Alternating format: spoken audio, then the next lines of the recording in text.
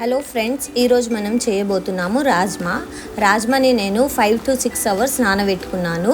ఇప్పుడు మనం కుక్కర్లో 4-5 విజిల్ దాకా ఉంచుకోవాలి. కుక్కర్ని పెట్టి ఇప్పుడు మనం 4-5 విజిల్ దీన్ని ఊహించుకోవాలి.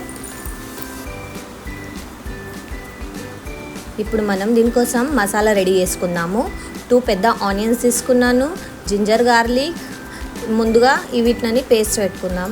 మిక్సీ టమాటో తర్వాత ముందుగా ఆనియన్ ఇంకా జింజర్ గార్లిక్ మనం పేస్ట్ చేసుకుందాము.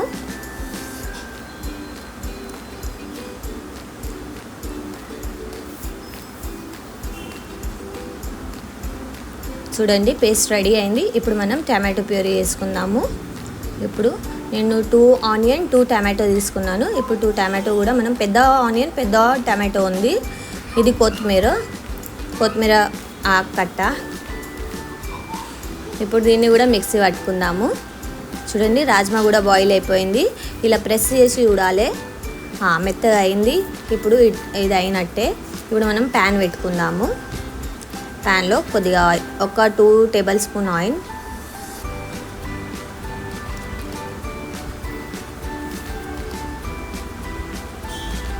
నూనె వేడైనాక మనం ఇందులో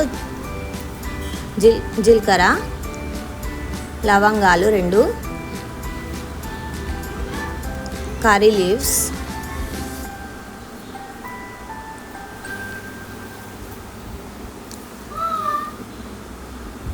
మంచిగా చిట్పటలాడాలి.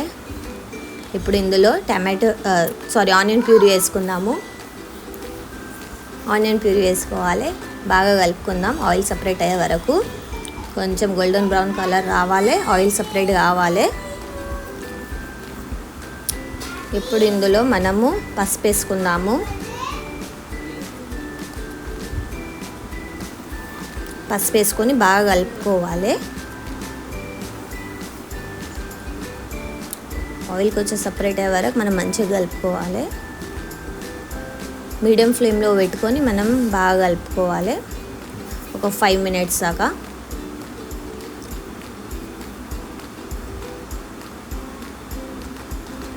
చూడండి, ఆయిల్ బాగా సపరేట్ అయింది. ఇప్పుడు మనం ఇందులో టమాటో ప్యూరీ వేసుకుందాము. దీన్ని కూడా ఒక 5-10 minutes నూనె సపరేట్ అయ్యే వరకు మనం కలుపుకోవాలి.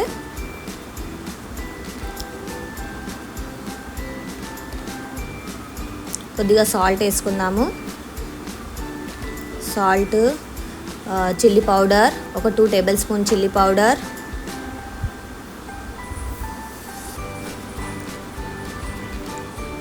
మళ్ళీ దాన్ని మంచిగా కలుపుకోవాలి. ఇప్పుడు ఇందులో మనము జీలకర్ర పౌడర్, ధనియాల పౌడర్, గరం మసాలా అన్నీ వేసుకొని బాగా కలుపుకోవాలి.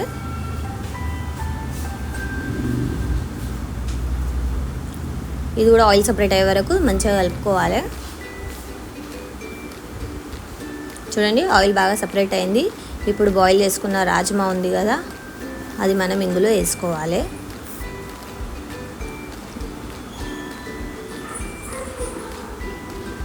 దాని వాటర్ కూడా అందులోనే వేయాలి, ఎందుకంటే బాయిల్ చేసిన రాజ్మా వాటర్ బాగా మంచిగా ఉంటుంది. తో అదే వేయాలి, సపరేట్గా వేరే వాటర్ వేసే అవసరం లేదు. మీకు బాగా థిక్గా అనిపిస్తే వేయచ్చు. చూడండి, కొంచెం థిక్గానే ఉంది. కొద్దిగా వాటర్ వేసుకోవచ్చు ఇందులో. మనం థిక్ అయింది.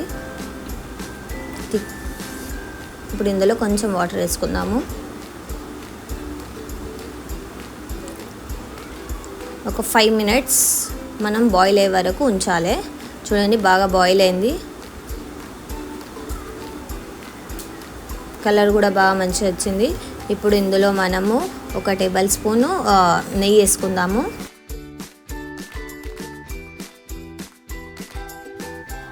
ఇప్పుడు దీంట్లో కొత్తిమీర వేసుకుందాము. ఓకే, ఇప్పుడు ప్లేట్లో సర్వ్ చేసుకొని జీరా రైస్తోని మనం తినాలి. బాగా టేస్టీగా మంచిగా ఉంటుంది. ఒకసారి మీరు కూడా ట్రై చేయండి. లైక్, షేర్, సబ్స్క్రైబ్ చేయండి. బాయ్.